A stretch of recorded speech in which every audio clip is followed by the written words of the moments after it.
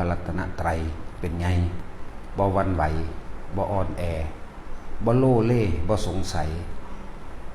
ในคุณของพระพุทธพระธรรมพระสงฆ์พระพุทธเจ้าก็คือความรู้ทั้งหลายที่เพิ่นนำออกมาแสดงให้พวกเฮาเดินตามเห็นตามปฏิบัติตามคือพระธรรมนั่นแหละพระสงฆ์คือผู้สืบทอดคำสอนตามความเป็นจริงของพุทธเจ้าเด้ตามความเป็นจริงเด้บ่แม่นหลอกลวงเรื่องโชคลาภวาสนาเครื่องร่างของขลังบ่แม่นพวกนั้นเด้พวกนั้นน่ะอย่าเอาเข้ามาเกี่ยวพวกนี้เป็นพวกเดรัจฉีแอบแฝงและแอบอ้างภากาสาวพัดพุทธเจ้ามาหากินซื่อเด้มันน่าเชื่อถือนั่นแหละเฮาต้องมั่นคงมั่นใจกับคำว่าสัตว์โลกเป็นไปตามกรรมคือการกระทำของเฮาเองเป็นเครื่องกำหนดว่าสิได้ดีมีสุขหรือสิทุกข์โทษเพียงใดก็ช่างเป็นการกระทำของเฮาเองเฮาบ่มีความเชื่อความเห็นสักนิดนึงเลยว่าสิ่งศักดิ์สิทธิ์สิดลบันดาลใดพระเจ้าสิดลบันดาลใดพระพรหมดลบันดาลใดบ่มีทางเลย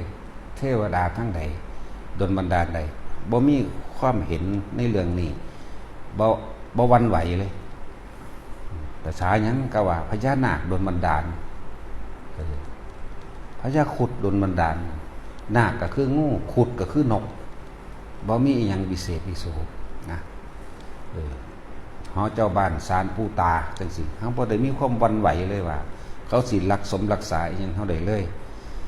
ศาลพระพรหมพระเพ่มมื้อนี้เฮาบ่ได้สนใจเลยว่าสิมาดลบันดาลอีหยังใดเลยบ่รักษาภัยใดอีกถ้าเฮามั่นใจในบารมีของเฮาเองทานเฮามีศีลเฮามีเนกขมะทานคือการให้เสียสละออกแบ่งปันให้กับบุคคลผู้อื่นโดยบ่หวังสิ่งใดตอบแทนนี่ทานเฮามีจึงจะเป็นทานแท้ๆศีลเฮามีคือการคิด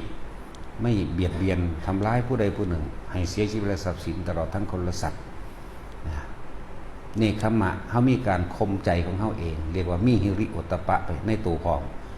เกรงกลัวต่อบาป เกรงกลัวต่อผลของการกระทำบดีการทำลายเบียดเบียนผู้อื่นเกรงกลัวท่านศีลเนกขมะบ่กระทำตามความพอใจของเจ้าของให้นึกถึงว่าสิ่งนี้เป็นโทษสิ่งนี้เป็นประโยชน์บ่ข่มเหงรังแกไผบ่ข่มขืนใจผู้ใดบ่บังคับไผให้มากเคารพนับถือตนเองหรือกระทำตามที่ตัวเองคิดปัญญาคือความรอบรู้ในสิ่งทั้งหลายทั้งปวงว่าสิ่งใดสิ่งหนึ่งเกิดขึ้นเป็นธรรมดาสิ่งนั้นก็ต้องแตกดับเป็นธรรมดาบ่มีผู้ใดเฮ็ดให้เกิดขึ้นแล้วก็บ่มีผู้ใดเฮ็ดให้แตกดับ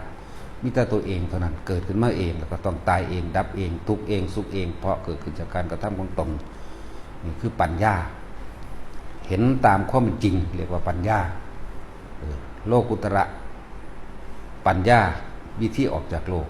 ก็มีอริยสัจสี่ปฏิจจสมุปบาทที่พระพุทธเจ้าสั่งสอนโลกิยะ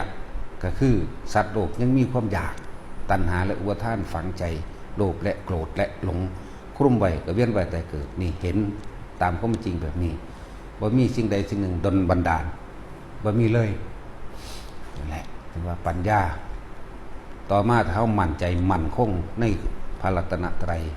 มั่นใจมั่นคงในธรรมชาติที่มันเกิดขึ้นวิริยะคือความเพียรพยายามที่สิบังคับกายบังคับวาจาและใจของเจ้าของเองให้มั่งมั่นมุ่งมั่นมั่นคงกับธรรมนะครับวิธีที่ตัวเองกำลังปฏิบัติอยู่ยกตัวอย่างเช่นลมหายใจเขาออกนี่มีความเพียรมีความอดทนวิริยะขันติมีสัจจะคำว่ามีสัจจะนี่บ่แม่นแค่ว่าสัจจะว่าเฮาไปรับปากกับผู้ใดเราเฮ็ดบ่ได้เอิ้นว่าเสียสัจจะบ่แม่นแค่นั้นรับปากเราเฮ็ดได้ทุกอย่างเฮ็ดบ่ได้บ่รับปากนี่ก็เป็นสัจจะส่วนย่อยของมันแต่ว่าสัจจะส่วนจริงของมันคือโลกุตระสัจจะโลกิยะสัจจะหรือเว้าหยังกระช่างทั้งอดีตและปัจจุบันเป็นความจริงเป็นความสัตย์บ่มีการโกหกบ่มีการหลอกลวงบ่มีการทำให้ผู้ใดเสียชีวิตหรือทรัพย์สินทางคนละสัตว์นี่คือเอิ้นว่าตั้งมั่นในสัจจะแล้วก็เห็นโลกนี่ตามความเป็นจริงคืออนิจจังโลกนี้หาความจริงยั่งยืนบ่ได้บ่เที่ยงแท้บ่แน่นอนโลกนี้ประกอบด้วยทุกข์ นะอนิจจังทุกขังโลกนี้ประกอบด้วยความเสื่อมสลายแตกดับทำลายทั้งนั้นเลยเป็นอนัตตานี่คืออื่นว่าสัจจะอธิษฐาน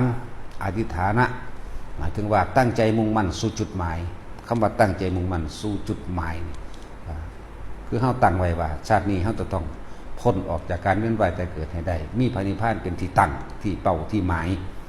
บ่หวั่นไหวกับสิ่งอื่นบ่ได้เฮ็ดเพื่อว่าสิได้เกิดเป็นเทวดา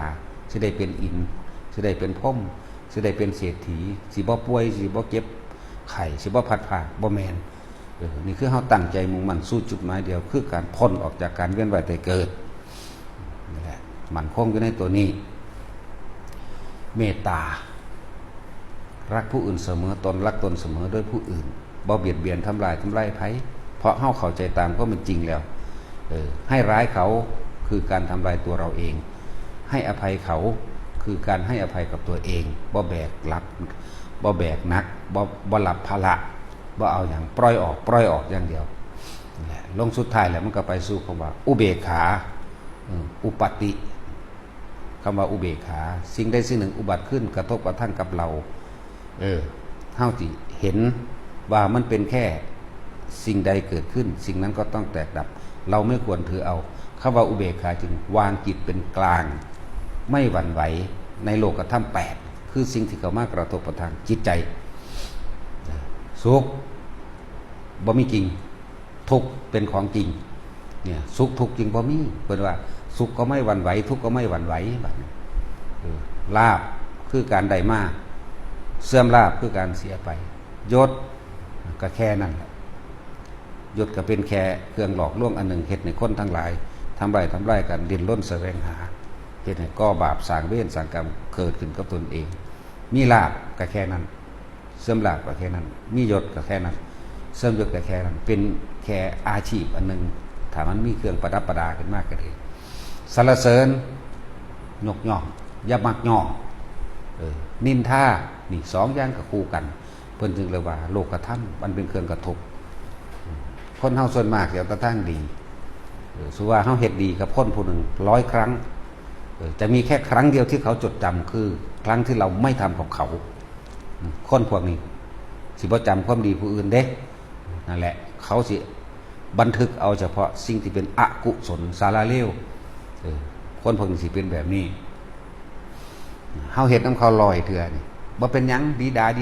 ดีใจสบายใจแต่ว่าเว้าผิดใจครั้งเดียว100 ครั้งนั้นหายหมดแล้วก็สิเอาสิ่งเหล่านี้ออกไป